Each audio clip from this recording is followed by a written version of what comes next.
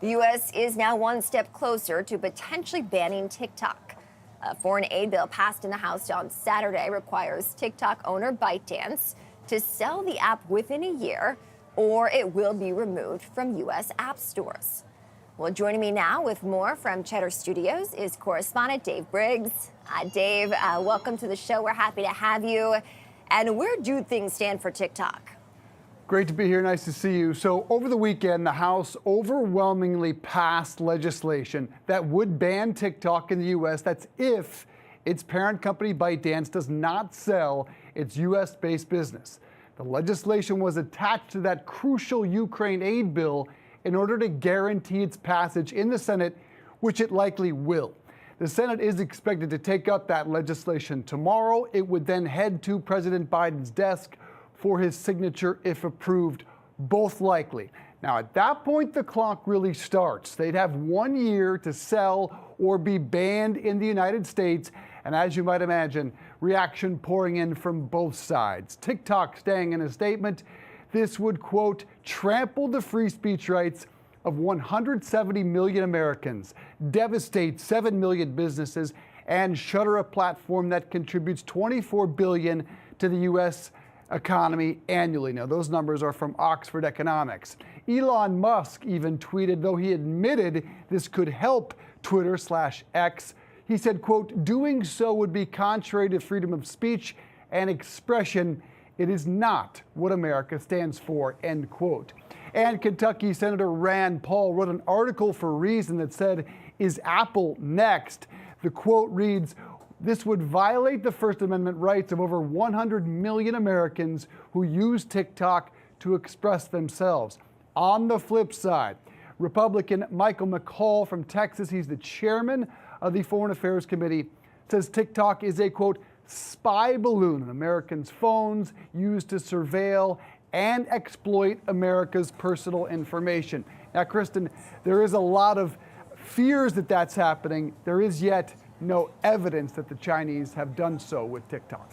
We've seen several people, Dave, groups, I should say, voice interest in buying TikTok. Who could some of those potential buyers be? Well, to answer that question, you first have to consider what TikTok is worth. And as we know, there is no transparency with any China-based company, but TikTok is estimated to have made $16 billion in revenue just last year and have a market value over $100 billion or even more.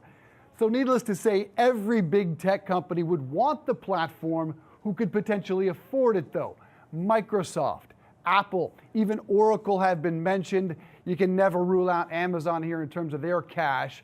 Even some individual names have been mentioned, like former Treasury Secretary Steven Mnuchin, Shark Tank host, investor Mr. Wonderful Kevin O'Leary. Some would likely have to steer clear over antitrust concerns, though, such as Meta. Experts feel Google parent Alphabet, even Microsoft could be blocked from purchasing TikTok.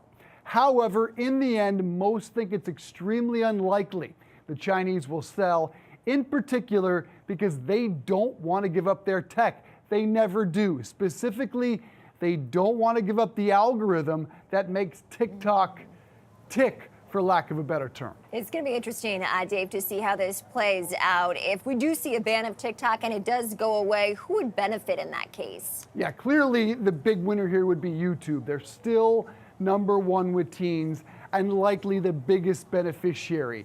Meta would also benefit with both Reels and Facebook.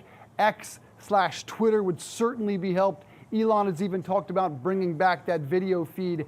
Vine, even Snap could see added users. We showed the stocks earlier. No real pop in either of the social media stocks. This is a long-term story. In all likelihood, though, TikTok will hold the line here. Undoubtedly, dozens of lawsuits will pop up, could last months, even years, some think. There are some concerns that U.S. users could still access the app even if it's banned in app stores. They just couldn't download it nor update the app. Estimates suggest 170 million Americans spend an average of 90 minutes a day on TikTok. Are you above or below that number, Kristen? I will say, Dave, on certain platforms, I might be above, but on TikTok, I'm actually below. And I will say that I'm proud of that, at least for now. But where does this leave us in the already heated relations that we see between the U.S. and China?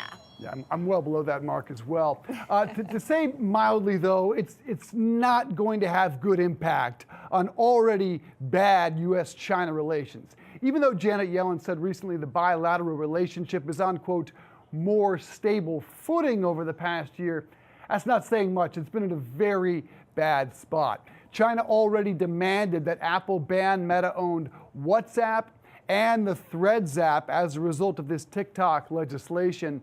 Secretary of State Tony Blinken, meanwhile, will visit China later this week, and the main issue is China's support for Russia, but it is likely this TikTok ban/sale will come up, Kristen. Yeah, it's interesting, and what this means for users, people who have built brands on TikTok.